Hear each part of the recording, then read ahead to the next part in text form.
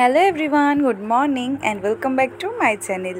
আশা করছি তোমরা সকলেই খুব ভালো আছো আর আমরাও বেশ ভালো আছি। তো চলো আজ নতুন একটা ভিডিওর সাথে চলে এসেছি তোমাদের সামনে। তো আজ হচ্ছে শনিবার আর এখন বাজাচ্ছে সকাল 7টা।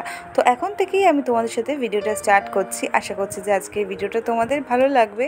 তো এদিকে দেখো, ছেলে কিন্তু সকালবেলা ঘুম থেকে উঠে পড়েছে আর এখন ও দাদানের সাথে একটু বাইরে ঘুরুঘুরু করছে। ওর রুটিন হয়ে গেছে যে ঘুম থেকে ওঠার পর একটু বাইরে ঘোরাঘুরি করে আসবে, দিয়ে তারপর একটু খেলাধুলা করে খেয়ে আবারও কিন্তু ঘুমিয়ে পড়বে। আর এদিকে দেখো, রোজকার মতন কিন্তু আমার সকাল সকাল উঠে সমস্ত কাজবাজ করে নিয়ে গোপাল ঘরে চলে এসছে। সকালবেলা যদি উঠে এই কাজগুলো না করে তাহলে কিন্তু সময়ের সাথে একদম তাল মিলিয়ে চলা যায় না, কারণ সংসারের সমস্ত কাজ আছে, রান্না বান্না রয়েছে, আবার ছেলেকে স্নান করানো, তেল মাখানো, আবার গোপাল সেবা রয়েছে। মনে করো আমাদের সকাল থেকে দুপুর 1টা পর্যন্ত প্রচণ্ড পরিমাণে কিন্তু আমাদের হুড়োতাড়া লেগেই থাকে। তারপরে তো যদি এত কিছুর পরে যদি দুপুরে ছেলে ঘুমোয় তাহলে ঘুম হয় কোনো দিন, আর না হলে ঘুম হয় না। তো যাই হোক, এর মধ্যেও আমরা খুবই সুন্দর একটা সময় উপভোগ করছি। জানিও এই সময়টা খুব শিগগিরই কেটে যাবে। রুদ্র খুব তাড়াতাড়ি বড় হয়ে যাবে দেখতে দেখতে।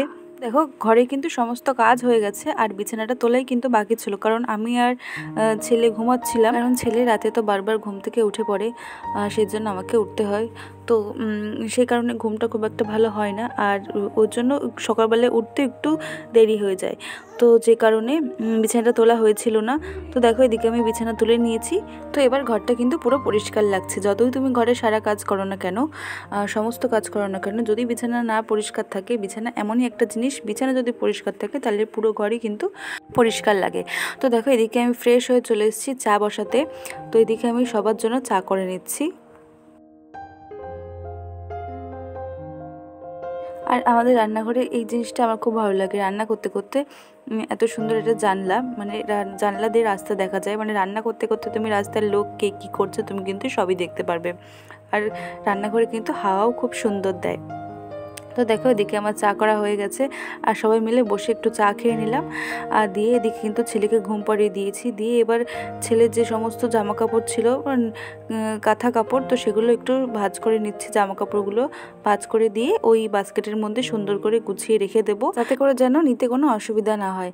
আর সব ছোটোখাটো জিনিস তো ছড়িয়ে ছিটিয়ে থাকলে খুবই অগোছালো লাগে আর দেখতে খুব একটা ভালো লাগে না। আর এখানে বেশ অনেক কটা জামা কাপড় হয়ে রয়েছে, কারণ কদিন ধরেই তো বৃষ্টি হচ্ছে আর কিছু শোকাচ্ছিল না। তো জামা কাপড় অনেকগুলো হয়ে গেছে, তো সেগুলো একটু সুন্দর করে ভাঁজ করে নিচ্ছি।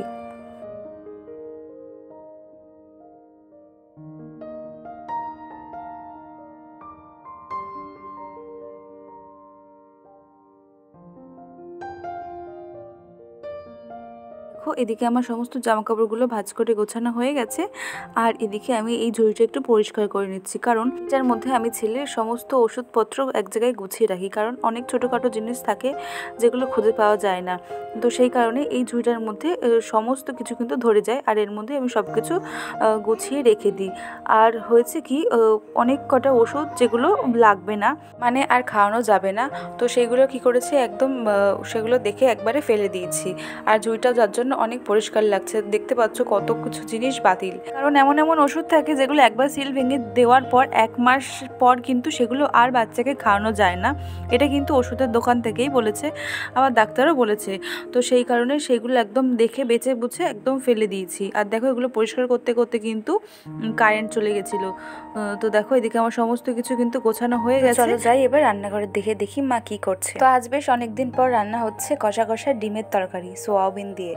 তো অনেক একঘেয়ে মাছ মাংস না ভালো লাগে না, তো সেই জন্য আজকে কষা কষা ডিম দিয়ে সোয়াবিন দিয়ে তরকারি হচ্ছে। তো দেখো এদিকে আলু ভাজা হয়ে গেছে, ডিম ভাজা হয়ে গেছে, দিয়ে সোয়াবিন, মানে সমস্ত কিছু রেডি হয়ে গেছে। তো মাকে এখন বললাম যে তাহলে তুমি যাও, গিয়ে ওকে ধরো, আমি বাকি রান্নাটাকেও করছি। তো দেখো, তেলের মধ্যে কিন্তু জিরে তেজপাতা ফোড়ন দিয়ে এদিকে মশলা দিয়ে দেওয়া হয়েছে। তার মশলার মধ্যে রয়েছে আদা, জিরে, পেঁয়াজ, কাঁচা লঙ্কা, টমেটো পেস্ট। তো এগুলো দিয়ে কিন্তু কষানো হচ্ছে। আর এদিকে দেখো কষাতে কষাতে কিন্তু হালকা তেল ছেড়ে দিয়েছিল, আর তখন আমি সোয়াবিনটা দিয়ে ভালো করে কষিয়ে নিচ্ছি, কারণ সোয়াবিনটা কিন্তু ভাজা ছিল না, তো সেই জন্য। তো দেখো এদিকে সমস্ত কিছু ভালো করে কষিয়ে কিন্তু জল দিয়ে দিয়েছি। আর ডিম আর আলু কিন্তু যেহেতু অর্ধেক বলবো না, পুরোপুরি প্রায় সেদ্ধই ছিল, তো আর একটু ভালো করে ফুটিয়ে নিলেই কিন্তু একদম রেডি হয়ে যাবে। আর আমি কিন্তু আজকে এর মধ্যে একটু মিট মশলা দিয়েছিলাম, তো তার জন্য কিন্তু টেস্টটা একটু অন্যরকম হয়েছিল। আর শেষে তো গরম মশলা তো দেবই। তো এদিকে তো আমার রান্না হয়ে গেছে, আর এদিকে দেখো কী কী রান্না হয়েছে, চলো দেখে নিই। এদিকে হচ্ছে তো ডিমের তরকারিতে সেটা রান্না করলাম, আর এইটা হচ্ছে এরকম কালারটা এরকম এসছে, তো বেশি ঝোলঝোল করিনি, এরকম গামাখাই করেছি। আর এদিকে হচ্ছে ডাল, পেঁপে দিয়ে ডাল হয়েছে, পাতলা মুসুর ডাল। তো এখন আমাদের বাড়িতে রোজই ডাল হয় আমার জন্য, আর সকালে হয়েছিল। আর এদিকে হচ্ছে ঝিঙে, আলু, তারপর ডাঁটা, বড়ি, এগুলো আর পোস্ত দিয়ে একটা নিরামিষ তরকারি, আর হয়েছিল হচ্ছে আলু ভাজা। তো এদিকে দেখো দুপুরবেলায় তো খাওয়া দাওয়া করে একটু ঘুমিয়ে পড়েছিলাম, যেহেতু ছেলে ঘুমিয়েছিল তো ওর সাথে একটু ঘুমিয়ে নিচ্ছিলাম। আর এদিকে দেখো এখন বিকালবেলায় বাবা নিয়ে এসছে গঙ্গার মাছ।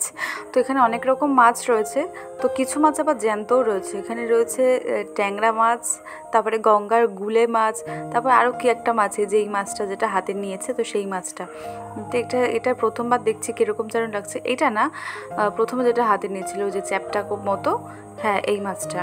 তো এটা কীরকম মাছ, কি মাছের নাম আমি ঠিক জানি না, কিন্তু কীরকম আজব লাগলো। তো এটা আমরা খাইনি, এটা ফেলে দেওয়া হয়েছিল। তো তোমরা যদি কেউ জানো তো কমেন্ট করে জানিও।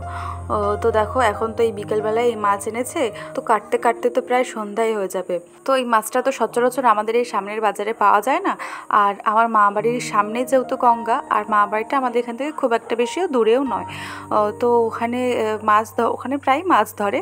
তো যাই হোক, তো তারা মাছ ধরেছিল, তো ফোন করেছিল যে মাছ নেবে কি না, তো সেই জন্য তো হ্যাঁ বলে দিয়েছে। আর যখন বাড়িতে এনেছে তখন দেখছে মাছগুলো একদমই ছোট ছোট।